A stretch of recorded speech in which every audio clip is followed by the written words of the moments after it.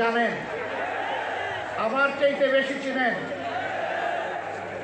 এই সন্ত্রাসীরা আমার ভাই ডাক্তার ফয়েজ আহমদ, যাকে বলা হতো মানবিক চিকিৎসক, তাকে সহ অসংখ্য দেশপ্রেমিক মানুষকে তারা খুন করেছে। তবে যতদিন তারা ক্ষমতায় থাকে ততদিন তারা রাজা, আর যখন ক্ষমতা হারায় তখন তারা গর্তের ইঁদুর। এখন কি রাজার হালতে আছে তারা?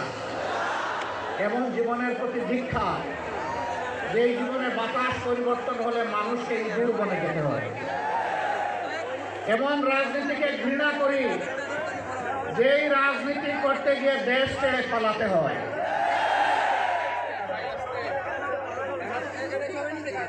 আসুন এমন জীবন গঠন করি যেই জীবন সর্বাবস্থায় আমার জন্য সম্মানের হয়, ফাঁসির রশিতে ঝুললেও যেন সম্মানের হয়, ফাঁসির পাতাটনের উপর দাঁড়ালেও যেন সম্মানের হয়, আবু সাইদের মতো বুক পেতে গুলি নিলে সেটাও যেন আনন্দের হয়।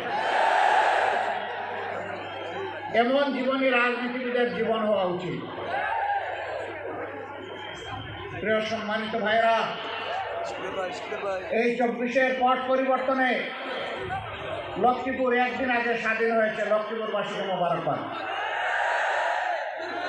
বাংলাদেশ স্বাধীন হয়েছে 5 আগস্ট অথবা 36 জুলাই। আপনারা আল্লাহর পক্ষ থেকে স্বাধীনতা পেয়েছেন 4 আগস্ট, কিন্তু বিনামূল্যে নয়, অতি উঁচু মূল্যে। 11টা তাজা প্রাণ এই শহরের মাটিতেই ঝরে গেল। জালিমদের হাতে এইভাবে যুগে যুগে যারা দুনিয়া থেকে বিদায় নিয়েছেন, আমি তাদেরকে গভীর শ্রদ্ধার সাথে স্মরণ করছি। মহান রবের দরবারে দোয়া করছি আল্লাহ যেন তাদেরকে শহীদ হিসাবে কবুল করে। আমি শ্রদ্ধার সাথে স্মরণ করছি আমার অভিভাবক, আমার প্রিয় নেতা জনাব মাস্টার শফিকুল্লাহকে।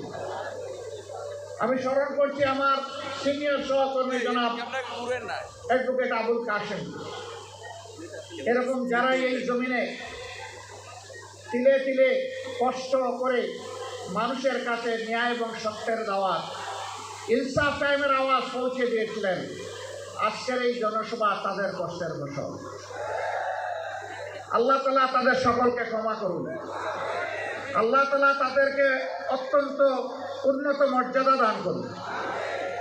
তাদের স্বপ্নের বাংলাদেশ গড়ার জন্য আমাদেরকে আল্লাহ শক্তি দান করুন। প্রিয় ভাইরা, 53টি বছর এক এক করে চলে গেল। আমরা আসলেই সত্যিকার অর্থে স্বাধীনতার স্বাদটা পেলাম না। এর আগেও 47-এ একবার আমরা স্বাধীন হয়েছিলাম, তখনও পেলাম না। এখন 24-এ মানুষ বুক করা আশা নিয়ে, বুক পেতে দেওয়া গুলি নিয়ে মানুষ আশা করেছিল যে 24-এর পরে সমস্ত দুঃশাসন